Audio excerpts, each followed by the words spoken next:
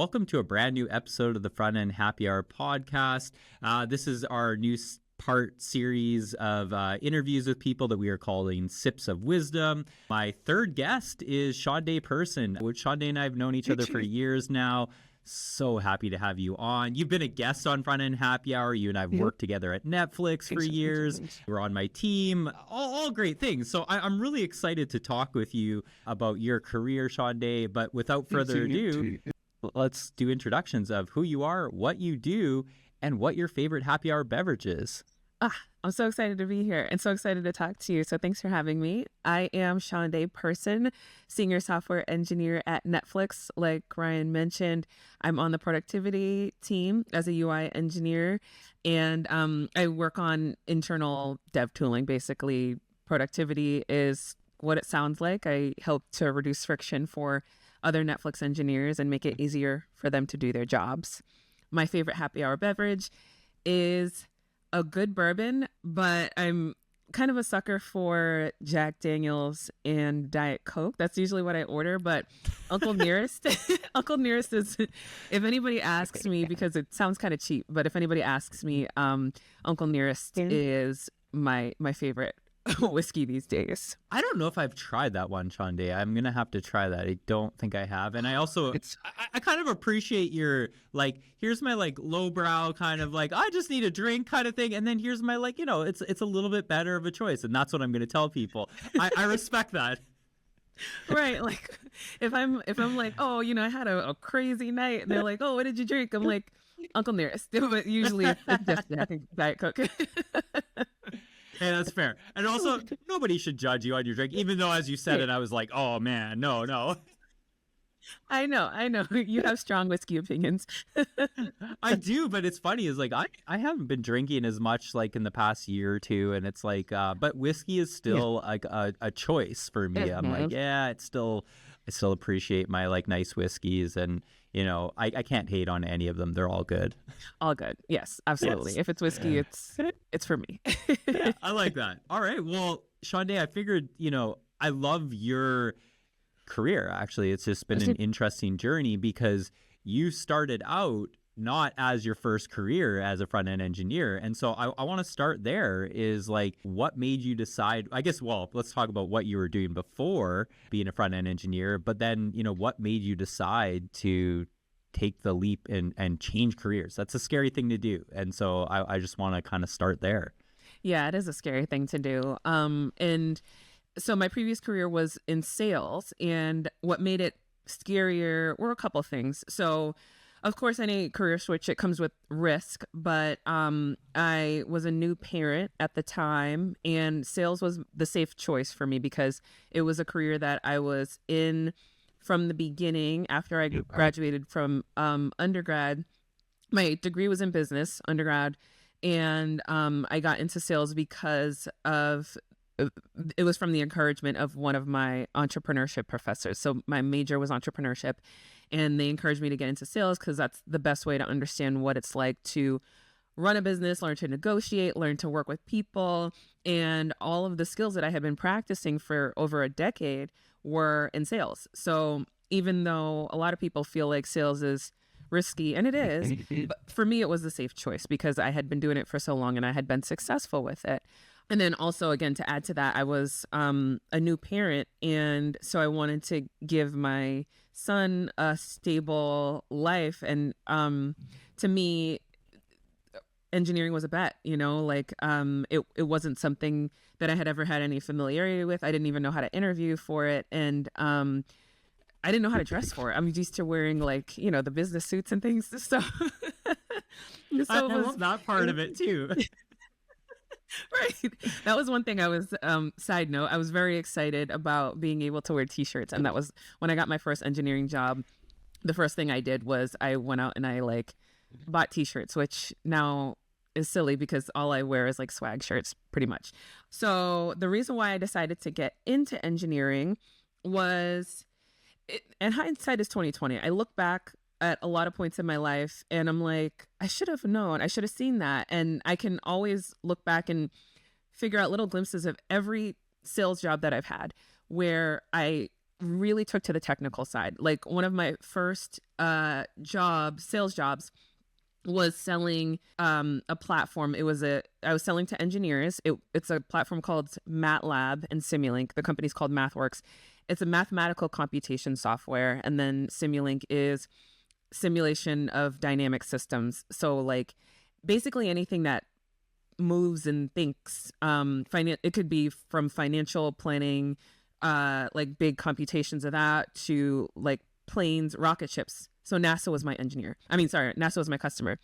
So I was selling to literal rocket scientists. And what I found was so interesting was how varied the applications of the same language could be, the same technical language. There were some engineers who were using the software to build rocket ships to get us onto the moon. And then there were other ones who were working with farmers to figure out the appropriate combination of chemicals to make the largest oranges on farms. And I was like, wow, this is like, it's so cool. Like you're not stuck with one thing, sales, it's different every day because you're dealing with different people, but it's not that like, it's not that varied. So anyway, I would see like little glimpses of things. Like I would always take to the technical side of things, but it wasn't until I decided to pursue my passions for entrepreneurship and I just quit the workforce that it really hit me, because I was starting a website, and it was a website powered by Shopify. I thought that the most interesting aspect of running a business to me would be the negotiating the deals and going from door to door, like selling and stuff, because that was what I was used to and that was what I was good at. What I loved the most was actually learning Liquid, which is Shopify's Ruby-based language, to customize my site and add little widgets so that I could do marketing automation in the way that I wanted to, or to put little banners on my site so that my customers could know about big sales, or I could increase sales by taking what I knew about the customer and applying that to the way that the website was set up, or the things that I put in front of the people who visited my site. So I felt like engineering ended up being this perfect combination, especially front-end engineering, this perfect combination of all of the stuff that I was interested in working with customers, all of that negotiation, all that people skills, as well as the technology and like the fascination with all of the different applications that you could have with just like lines of code. So it started out as a hobby. And again, I was like in sales. So I was like, this is a risky thing. I can't like switch careers. And I was already like 3 degrees deep and over a decade deep into a sales career.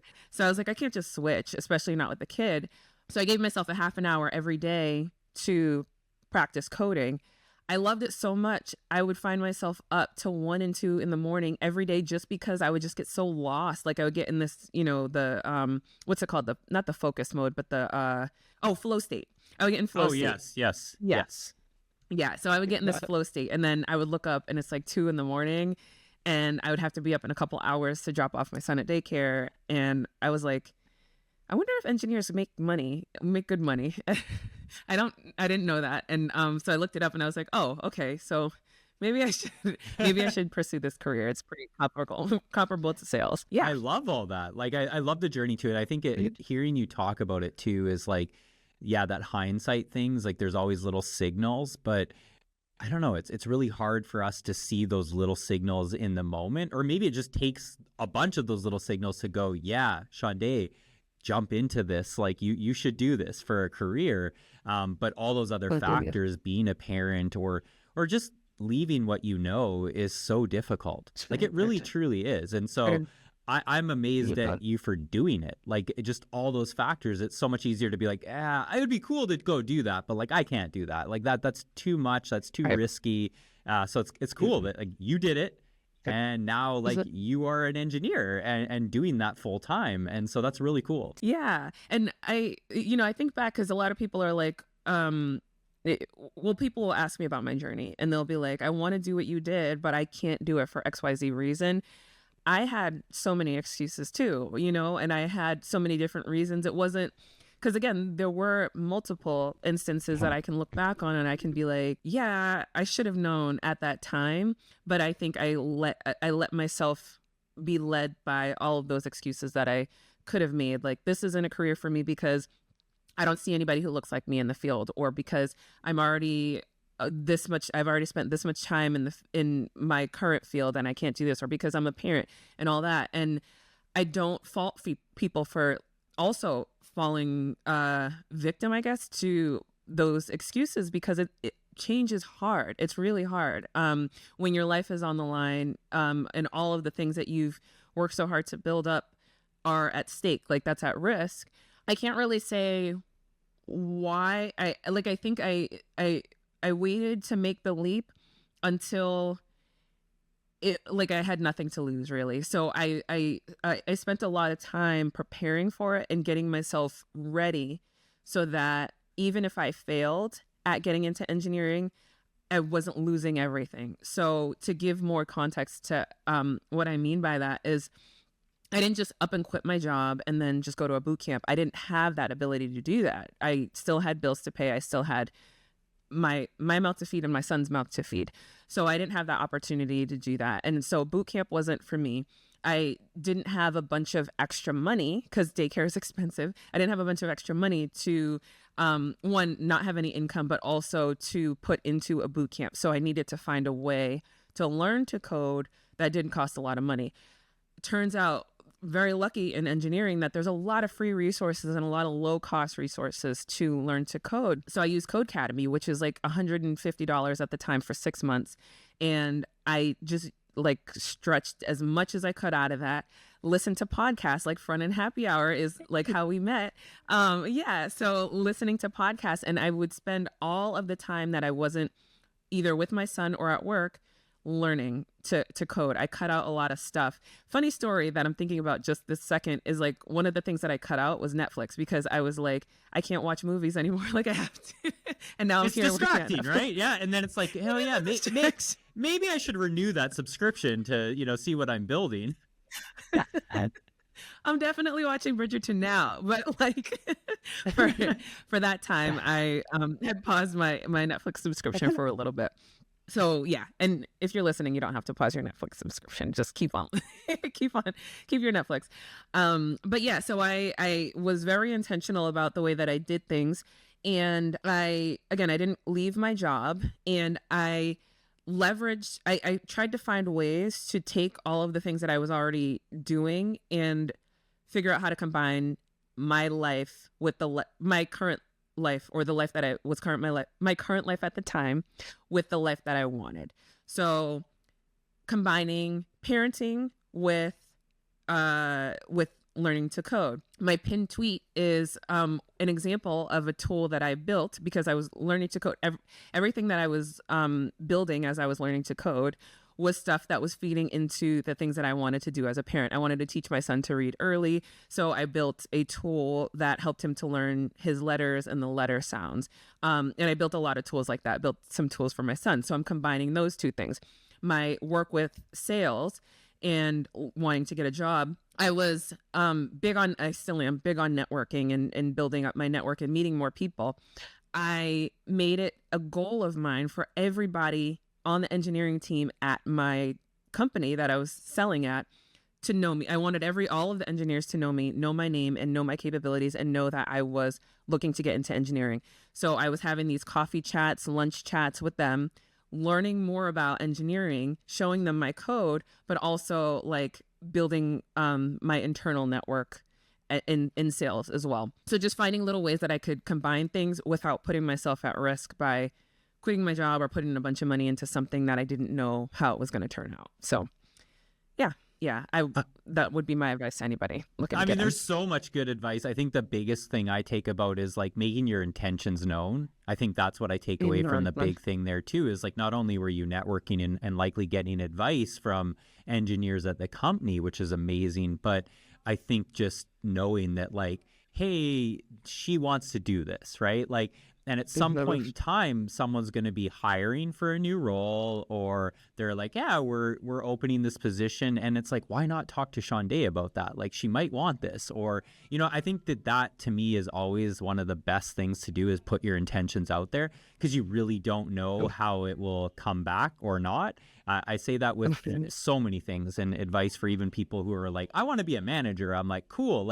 Especially if it's internal at a company, it's not that simple, right? Like it's not just like, oh, you can just dive into it. It's somewhat of a career change too. Like it's like you kind of go from, being a good engineer to like, oh yeah, now you're a manager. It's a different story. And that resonated with me too, where it's like, yeah, if you say your intention, like I eventually want to do that and get advice from people, how do you do that? And so I love that you took that approach. Mm-hmm. Yeah. And I've heard this as another objection for people, because I think it's scary. And this was one of the big fears of mine, is like, if my sales colleagues and if my customers as a salesperson, if they find out that I want to switch careers, what are they going to think of me? Are they going to think that I'm less dedicated to my job or less dedicated to their account? Are they going like, is the world going to end? And it's a real fear. And I do have a friend who is currently in a position in government, and she's like, I really can't let them find out that I want to switch, because there's this whole hierarchy and like things are just different than they are in tech. Completely understandable. So my advice to that is, and again, this was a fear of mine. This is why I started Twitter, because all of my customers and all of my colleagues were on LinkedIn, and I was like, I can't talk about it on LinkedIn because I don't, this is not my network. I need to go where nobody knows me. So I started a Twitter account, and nobody's following me, but I just need to get it out of my system. I just need to talk about it. And so I was just using hashtags.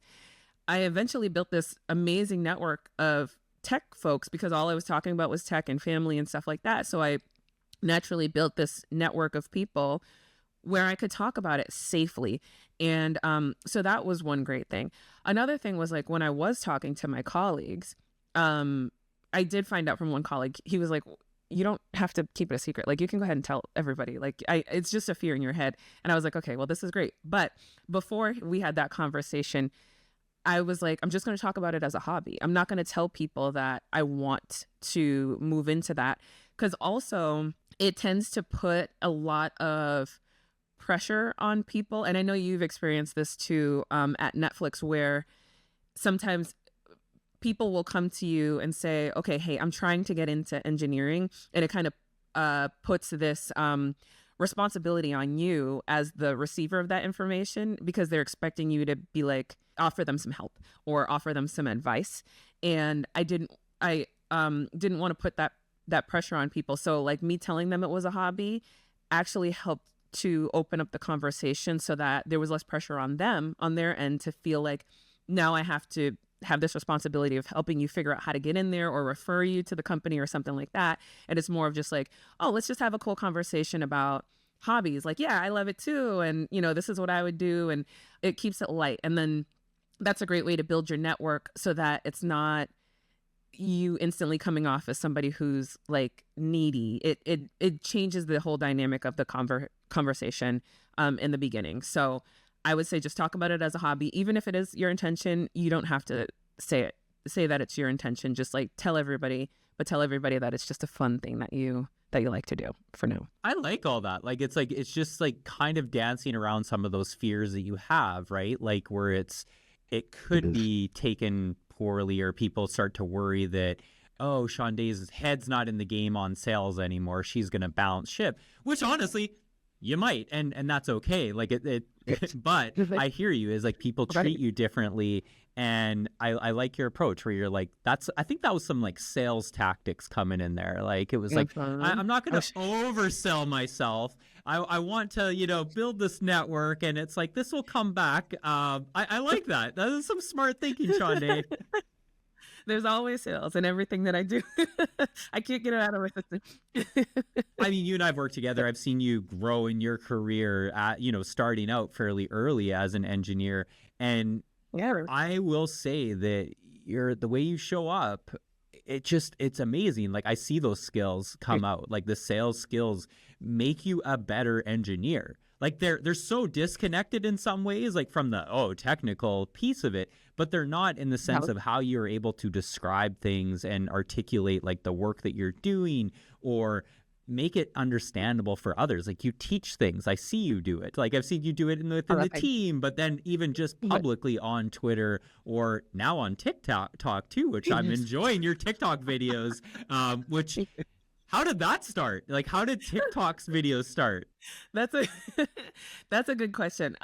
So I've been wanting to do more videos and more content. And as you know, I learn by teaching. And so the spirit of my YouTube that I'm eventually going to really put some effort into is going to be a place where I teach things in shorter format and less like work is going to go into it than conference talks, which is how I've been teaching traditionally for the past couple years. So I needed when I have an idea, I usually go. We talked about this a little before the podcast, but I go from 0 to 100, and I'll get very. We talked about gardening before we started recording, but so I will overwhelm myself with all the possibilities and all the things. And so the first thing I did when I said I was going to really put effort into this YouTube was I built this list, probably of 50 something different topics that I was going to talk about in YouTube videos. Each of them could have been their own 10-minute videos. Then I got completely overwhelmed and I was like, okay, well, not doing a YouTube anymore. So I decided to shorten it down and get out of my normal habit of going crazy with things. And I was like, let me start shorter videos and let's just do low stakes little TikToks. Even that was kind of overwhelming for me because I put so much thought and effort into what it needed to entail. And I was talking with one of my friends. She has done a lot of, her name is Josie. She's a Java engineer, and she's done a lot of TikToks and like really great fun TikToks. She was like, just act like you're talking to yourself and just talk to yourself in the room. And I was like, oh, I can do that because I talk to myself a lot. So I was like, I can just get started. So I hit record and then I just start talking about something that's on my mind. 3 minutes to 5 minutes, sometimes even less than that. And it's been a great way to at least get started with some ideas. And then I've also been posting those TikToks to YouTube. So it's kind of two birds with one stone. So this is, to answer your question in a much more succinct way, this is the start of a bigger YouTube channel that I eventually want to put some energy into when time allows. I love that too. It's like, it kind of reminds me of your approach to coding, right? It's like you're just getting these like little snippets of like information and trying it. Like it's like building things for your son to learn. It's like you're learning how to code at the same time. Well, same thing with video to it. It's not just record yourself. Like and you can do that, but then you start to learn certain things that like land better. It's a storytelling. It's like, how's the quality? What's the lighting like? You can go down rabbit holes for days on all of that. Your audio, all that kind of stuff. I love it though too, because there was one video early on and I can't remember the topic, and I remember commenting on it specifically because you shook the phone. And it and it was like, but it was exactly what needed to happen. It was like really hitting home on the words that you were saying. It was like, listen here. And it was so good. And it's like things like that. It's like, how do you take like your video from just like, I'm sitting in front of my phone and recording myself to like being more interactive. And it was like really cool to see that. So I love it. I'm excited for the Shaundai YouTube channel. I will absolutely be a subscriber to that. Thank you. Yeah, I do remember. And that's really good feedback. So thank you for that. You're the first person who's given me real face-to-face feedback on that video in particular, but really in general. But I remember that video that was about management actually. And if you want to being a manager is a skill it's a field that requires people skills. So that was what I was saying. But yeah, I really appreciate that feedback and your early endorsement to the YouTube page. But like you said, there is so much stuff that you can go into, and it's overwhelming because like I said, I like to overdo things, and there's just so many aspects of it that you can do. And it never ends. So I was like, all right, I just got to take it little by little, step by step, and dip my toe in the water.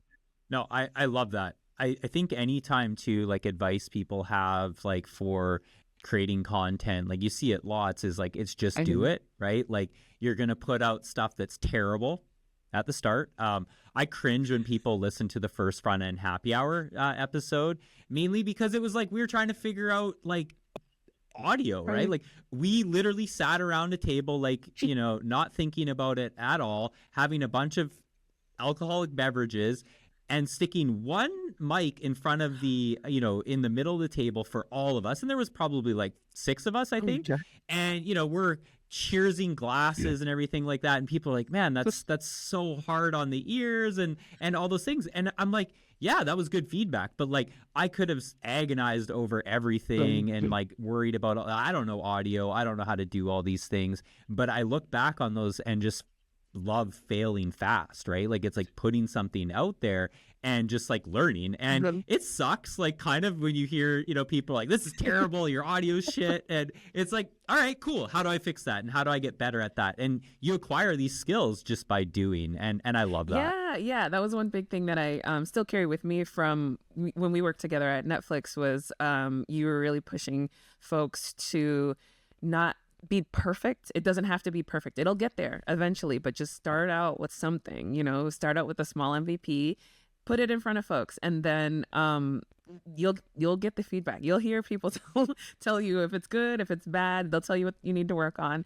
and then you can iterate. So it just really has to start with that small little effort, and then you continue to be consistent and build from there. Totally. Like that big list of videos for YouTube scared you and you're like, I can't do this. And it's understandably, it's like building an application when you're like, I got to do all these things. It's like, well, can you put something out there to just see if there's traction and get feedback from your users? Like that's also probably what led me to Netflix in the first place was the A/B testing culture, because I love the iteration and just being like, does this work? Does this not? It doesn't have to be perfect to get a signal. Now, to make it better and refine it over time, yes, you want it to be really like quality, but like that first little bit, it's like just get a signal and figure this thing out and learn as you go, versus like, let's go spend 6 months building this feature and then release it. And then you get like all the feedback and that it didn't work and it was like, you might have spent all this time. It's like, iterate fast, like learn really quickly. Right. Yeah. And it's like, you know, it's going to be scary no matter what, right? But it's like, it's less demoralizing if you have spent just a little bit of time, you started with the idea, you put some planning into it, very, you know, intentional planning into it, but then you started with this MVP. And then people give you the feedback that you're inevitably going to get. They give you the signal, and then you can shift directions. Versus you put 6 months of resources, time, folks, money, whatever it is, and ideas into this one thing, and then you get the signal that like you were on the wrong path 3 months ago. So, you know, and now you're like, oh, I really wasted my time. So I like your strategy a lot better, and this is very inspiring, because now I can go into the weekend too with the thought that my YouTube, I really need to just go out and do it. Like, this is what I'm hearing right now, is that I need to just do it. This is a good reminder. I mean, it's tough too, because it's like you said too, it's like finding the time. Like you want to also make sure that you have the dedicated time. Those types of things are tough, right? But I think like getting the cadence that you're getting even on TikTok, where you're like, oh, I can do this. And like, you know, you're starting there. And I think that makes a ton of sense. For sure. So that's cool. So yeah, you've been at Netflix for what, like 3 years now? Almost 3 years, yeah. Almost, yeah. Yeah. Wow. 3 months. 3 months away. September 1st-ish or 7th, around that time, early September. Will be 3 years. Wow. It just feels like so long. I'm like, holy, it's been 3 years. You know, like, so yeah, 3 years. Like, what's been good? What have you liked about working in productivity engineering? You know, what are some of the challenges you face too? So there's a lot that's good. I really like the culture. And this is very broad, so I'll condense what I'm trying to say. So one of the big things that I noticed that is unlike any other company that I've ever been to is that on day one, Netflix, everybody that you work with trusts you to be smart. And any other company that I've been to, it's like you have this very clear, defined role, and set of responsibilities, and you stay within those lines. You never go out of those lines. And if you ever like are thinking about something else, you got to ask for permission. You got to ask for permission to think those thoughts. At Netflix, it's like I equate it to like a village, right? So you have this village of people who all have all of these skills that they've built from just their time being alive and, you know, existing and having families and hobbies and stuff like that, school and everything. And they just know what to do. And they're operating their own little households and shops and things like that. And there's no money. You just barter. And you're like, okay, well, who do I go to for good shoes? Okay, I'll go over to the cobbler for good shoes. And then when you enter the village, that is Netflix, you come in and then they're like, well, what do you do? What are you good at? What are you interested in? And you're like, well, anything. Yeah, you can do anything. And so they're like, okay, well, why don't you bring XYZ to the table? And because we need something like that, like, but also we're like trying to build this village, so it has to apply to the village. So you have the ability to bring in your full self, your full set of skills. And as long as you're doing what's in the best interest of the company, like you understand what, and people just trust you to have the best interest of Netflix at heart. As long as you're doing that, you have the ability to weigh in on big decisions. You have the ability to bring up that this is not going the right way. Like, I think we should change directions a little bit, or I think this would be more valuable to our customers. I'm going to go validate that. And then I'm going to bring you back XYZ metric that shows that we could serve our customers better in this way. I'm going to start this project. I need some resources. Like, can we do this? Yes. You know, like, and it's all just in the best interest of Netflix. And I found that by not being confined to that one little box with my subset of like roles and responsibilities that I can't go out of, I've had this basically limitless ability to just grow and grow and grow, and like figure out where my ceiling is. And I haven't hit that. Like, I still feel like every day I'm growing, learning more. I found that the people who don't thrive as well or don't feel the same as I do are the people who like to have those type of restrictions. And that's totally fine. You know, if you're the type of person who likes to, you know, have order and have your role defined for you and that kind of thing, then Netflix probably isn't for you. But I find that it fits really well with the type of personality that I have and the way that I like to learn and grow. So that's one really great thing about working here. I also love the productivity team itself because it's important to me to know my customer, and what better way to know your customer than to be your own customer. And a lot of the problems that we're solving are problems that we've just noticed because we're going through our day-to-day work. It's like, how could we make our lives easier? How could we reduce friction in our working lives or onboarding or things like that? And so I have the opportunity to just like practice or use the tools. We call it dog fooding.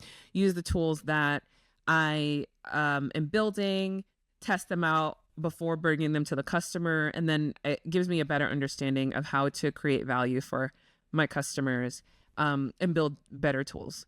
So that's great. What are some of the challenges about working with at Netflix? That's hard because I think this challenge isn't unique to Netflix. I think it's across the board. Is in general, it can. I'm learning things for the first time. Like, communication is sometimes a challenge. I don't know if it's like a me thing. It might very well be a me thing, or it might just be something. But learning to communicate with folks in different cross-functional teams and different areas of the org, making sure that you're planning engineering efforts, like, for example, estimating the time that it's going to take to finish an engineering task is it's always a challenge. But also being able to figure out how much time to account for the designer to do their designs, the back end to shape the data and give it to you in a way that will make give you everything that you need to build the UI, and then incorporate your estimates within all that, it's really hard. And then like you were talking about the building this small MVP and then iterating on it, it's hard to get everybody on board with that. It's hard to get myself on board with that sometimes, because it's like the type of personalities that get hired into Netflix are people who are used to being high achievers, right? They're used to putting something out into the world that is like really pleasant to look at and really functional, really solid. So it's hard to get somebody like that, who is used to performing at a high level, to put out something that's kind of shitty, like in the beginning, and to iterate on it. People want to hold on to things, and they put their own not egos, but they put their own kind of, sometimes their personal self-worth into the results of a project, and they, myself included, don't like to hear that you're calling their baby ugly, like, or this needs work, or this needs that. And it's not like really hard, strong opinions like, I'm not going to introduce this to you because I don't want you to say it's bad. It's just more like, sometimes I notice that myself included, as well as my colleagues, we spend a lot of time trying to perfect things or to plan things just to make sure that that first pass is perfect. And it's a hard thing to get yourself out of. It's a hard thing to get your colleagues out of. But there are so many reasons why it's good. When you're able to do it well, there's so many reasons why it's good. And you save so much time in later stages by getting everybody involved in the decision-making process, the iteration process, and getting people on board with just like incremental, let's just do the MVP. Let's just do the shitty version of it first, and then let's make it better later.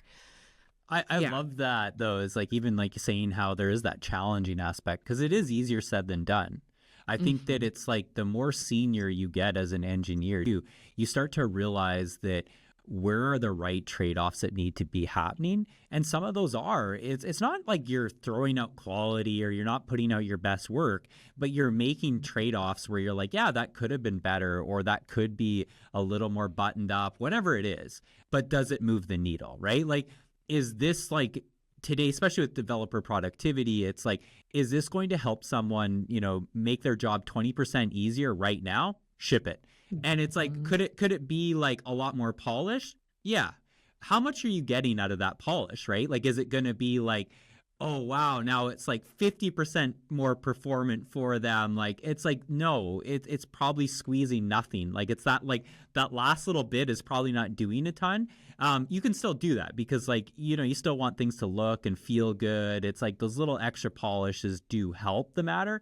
But I think it's like, if you sit on it for so long, it's like, that's tough. Like, it's like, then you're like, that person is not 20% more productive. They're waiting for your said tool. And it's like, I don't know. I also think, like, with internal teams, you have a lot more freedom, right? Like, you have a little more leeway to maybe piss your customers off a bit, where they're like, this is broken. You're like, oh, I will go fix that. Versus like the actual Netflix product in production, where there's paying customers and things like that, that there's a higher bar to that. And so there is that, like, a little bit more, I'm like, you have this freedom that, like, yes, engineer Johnny on team X is like, Shaundai, you broke this. It's like, you're like, I'm so sorry, I will go fix that. Like, it's not the end of the world, but it's tough. Like, I love that you kind of painted that other side of the picture, where it's like, it's hard to internalize that. You're like, oh, then I'm a shitty engineer because I broke that. It feels bad.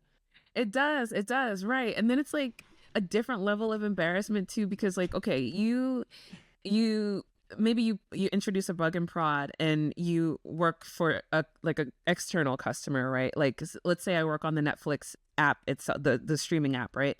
And there's a bug, and people notice it, right? They're not necessarily real people to me, because I don't have to look at them. I'm not in customer service. Like, they can go be upset, and somebody got yelled at, but it wasn't me, right? If I'm internal tooling, I have this pride that, as a high performing engineer. And then I have the engineer that, like, works on the sister team saying, oh, Shaundai, you introduced this bug into code. And I'm like, oh, now I look like a bad engineer. Now I get to see your face every day, and that I made this silly mistake. I forgot to account for the null state, and I brought down prod, and so now I look like a silly like engineer who's incapable. So it's a different level, and I completely I get it. I get it on both sides, because I've done external customer engineering work as well as now internal, but I know I can't really make excuses for it. It's a pride thing. It No, really is. I think I don't even hear you making excuses. I think you're just calling out how the feeling is. And like, it's, Mhm. you can try and explain it away. Or I can explain it away for you, being like, no, Shaundai, it's like that person's going to completely forget that you forgot that null state. They're going to go on about their business to completely forget. But it's like, it doesn't matter. You're still internalizing that and worrying about it. It's like, that's normal. And that's like, you Yeah. can't explain that away. But it is funny when you said about like, when Netflix is down, like go on Twitter, it's like people freak out. And I'll never forget, it was, I can't remember, it was a couple years in that I was at Netflix, and working on the actual Netflix streaming app. There was obviously times where it was stressful like that. And I'll never forget, the one engineer on my team brought down, I think it was just the web application for Netflix on a Just the on a Saturday night though. It was like, you know, Oh my and God. and it's really funny. I don't judge that engineer at all. Right. Zero No. percent. Even though I still remember that story, but it was like, that was a team effort of like, it doesn't matter who made the mistake. It's like, it was a mistake that we made, that we should have like thought more clearly about, maybe not even pushing on a Saturday night, probably a good idea. But even then it was like, there was a couple things that we missed that we now learn from.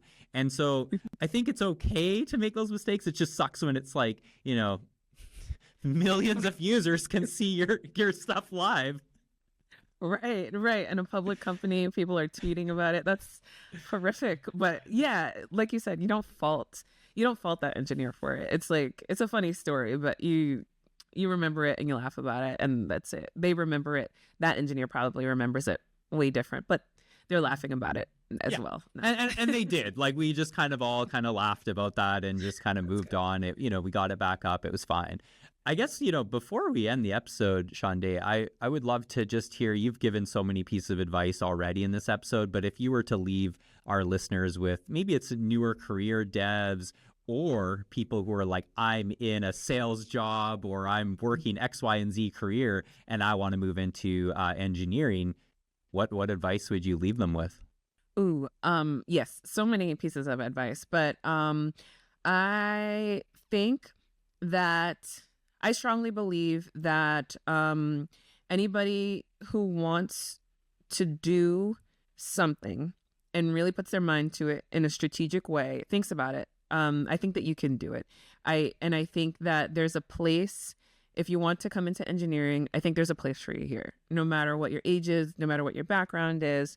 If you have the interest, you can do it, and that there is a use for the skills that you already have in the engineering world.